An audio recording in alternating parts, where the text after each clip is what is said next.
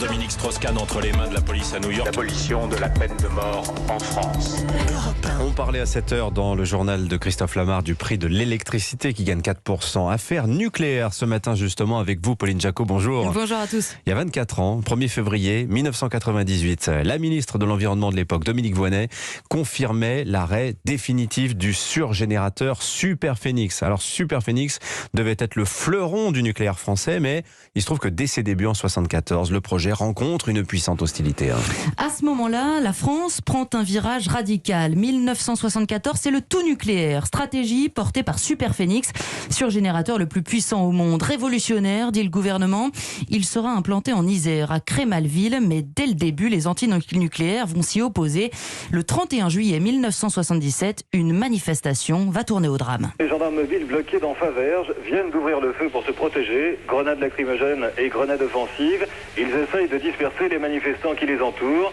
2h30 après le début de la manifestation, on commence à s'affronter véritablement dans la petite ville de Faverges. Les violences feront un mort, un enseignant, Vital Michalon. Le débat prend un virage passionnel, mais l'État maintient le cap. Le réacteur à neutrons rapides est la clé de l'indépendance énergétique de la France.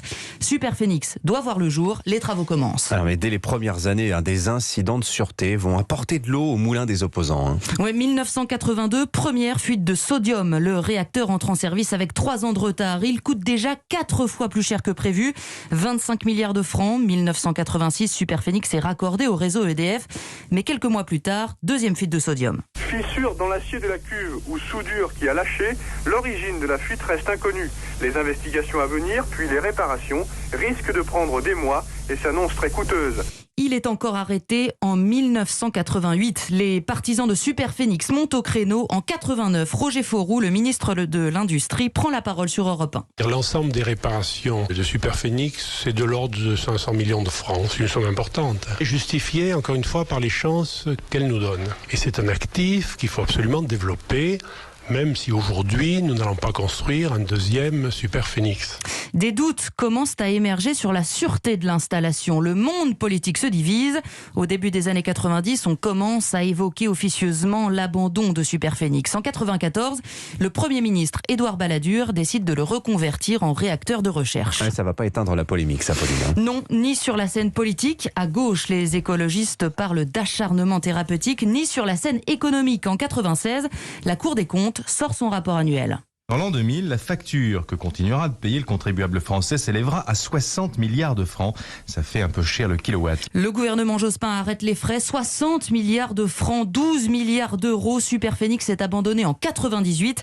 Les travaux de démantèlement sont toujours en cours. Ils ne doivent pas se terminer avant 2030. Alors, on retrouve les termes du débat qu'on a eu sur Fessenheim, ceux qu'on a actuellement sur le père de Flamanville dans cette histoire de Superphénix. Alors, ironie de l'histoire quand même, on n'a jamais autant reparlé des surgénérateurs présentés comme la solution pour utiliser les déchets des centrales actuelles, parce que c'est la particularité de ces réacteurs. Vous y mettez les déchets des centrales. Et on nous dit que ce sera le surgénérateur, la grande technologie des années 2030, 2040. Merci beaucoup, Pauline.